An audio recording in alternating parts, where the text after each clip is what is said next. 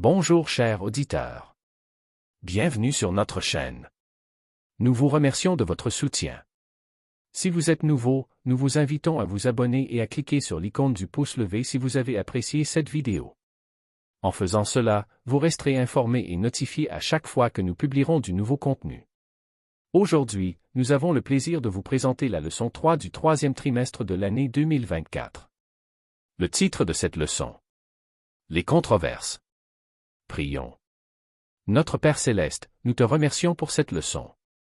Nous demandons à ton Esprit Saint de nous guider et de nous accorder la compréhension de cette leçon.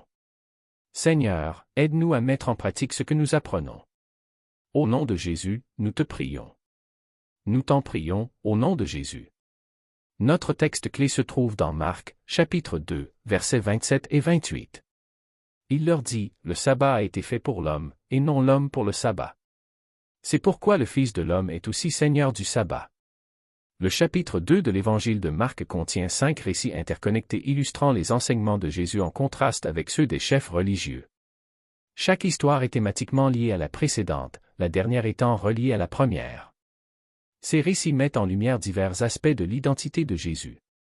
Les leçons de dimanche à mardi exploreront ces récits et déclarations en profondeur. Mercredi et jeudi, nous étudierons les versets 20 à 35 du chapitre 3 de l'Évangile de Marc, en mettant en évidence la technique des « histoires en sandwich » utilisée dans l'Évangile de Marc. Ce schéma apparaît 6 fois et met l'accent sur certains aspects de la nature de Jésus, de son rôle en tant que Messie et de sa qualité de disciple. Les lectures de cette semaine visent à donner un aperçu des enseignements et de l'identité de Jésus.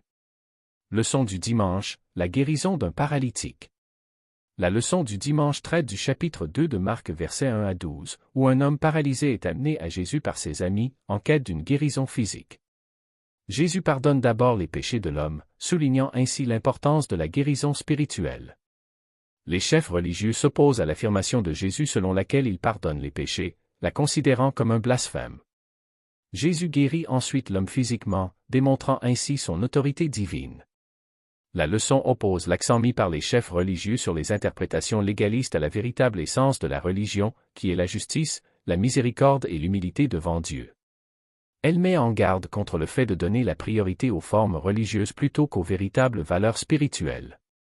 Comment pouvons-nous veiller à éviter le même piège que ces hommes, être tellement obsédés par les formes de la religion qu'ils ont perdu de vue ce qui compte vraiment dans la vraie religion? Leçon du lundi. L'appel de Lévi et la question du jeûne. Lévi, fils d'Alphée, était collecteur d'impôts, une profession méprisée par la population juive car les collecteurs d'impôts étaient connus pour leurs extorsions de fonds et leur impureté. Malgré ces objections, Jésus appelle Lévi à devenir son disciple. Interrogé sur le fait qu'il mangeait avec les collecteurs d'impôts et les pécheurs, Jésus s'est comparé à un médecin qui va là où se trouvent les malades, indiquant ainsi qu'il avait pour mission de guérir les pécheurs. L'histoire passe ensuite au thème du jeûne, Jésus expliquant que sa présence est comme un festin de noces où le jeûne n'est pas de mise. Il utilise les métaphores du tissu neuf sur un vieux vêtement et du vin nouveau dans de vieilles outres pour souligner l'incompatibilité de ces nouveaux enseignements avec les anciennes pratiques religieuses, illustrant ainsi la corruption du système religieux existant. Cette leçon nous encourage à reconsidérer nos attitudes à l'égard des personnes marginalisées dans la société. Leçon du mardi, le maître du sabbat.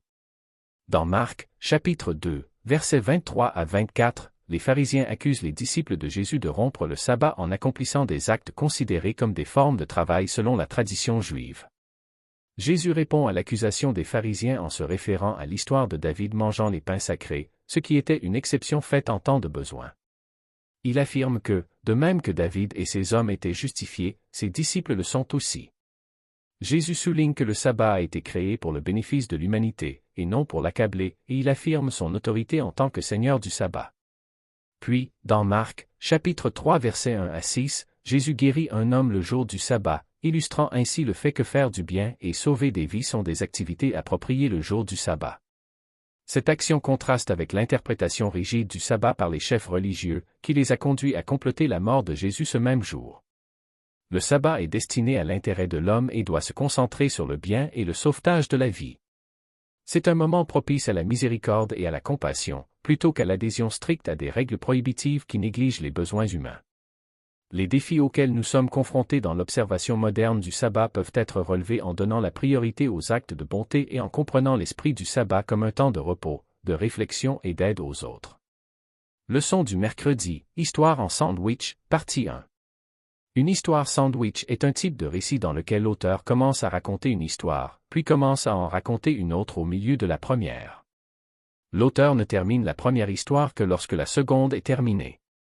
Marc chapitre 3 versets 20 à 35 est la première histoire en sandwich. L'histoire extérieure concerne les proches de Jésus qui croient qu'il a perdu la tête et cherchent à le prendre en charge.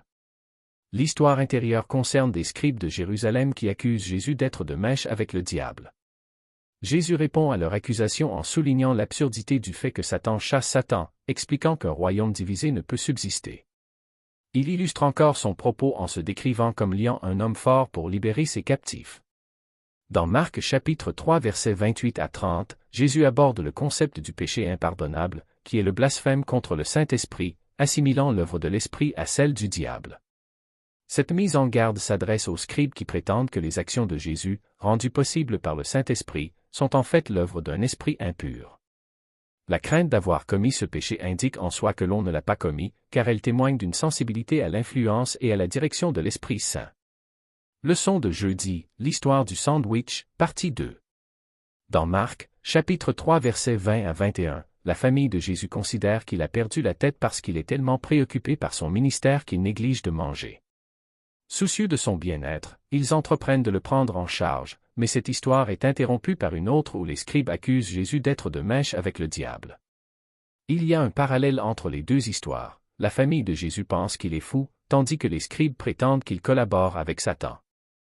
Lorsque sa famille arrive, cherchant à lui parler, Jésus redéfinit la famille comme étant ceux qui font la volonté de Dieu, plutôt que de simples parents biologiques.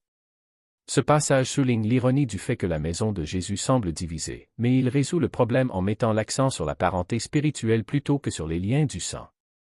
La leçon souligne l'idée que les chrétiens, comme Jésus, peuvent être aliénés par leur famille à cause de leur foi, mais qu'ils sont unis à une famille spirituelle plus large qui suit la volonté de Dieu. Chers auditeurs, interrogé sur la légalité de la guérison le jour du sabbat, Jésus a répondu en comparant cet acte à celui de sauver une brebis d'une fosse le jour du sabbat, soulignant qu'il est permis de faire le bien le jour du sabbat. Les espions qui l'ont interrogé n'ont pas répondu, sachant qu'il disait la vérité. Ils ont donné la priorité à leur tradition plutôt qu'au bien-être des hommes, se souciant davantage des animaux que des personnes. Cette attitude reflète la nature des fausses religions, qui exaltent l'homme au-dessus de Dieu mais finissent par dégrader l'humanité.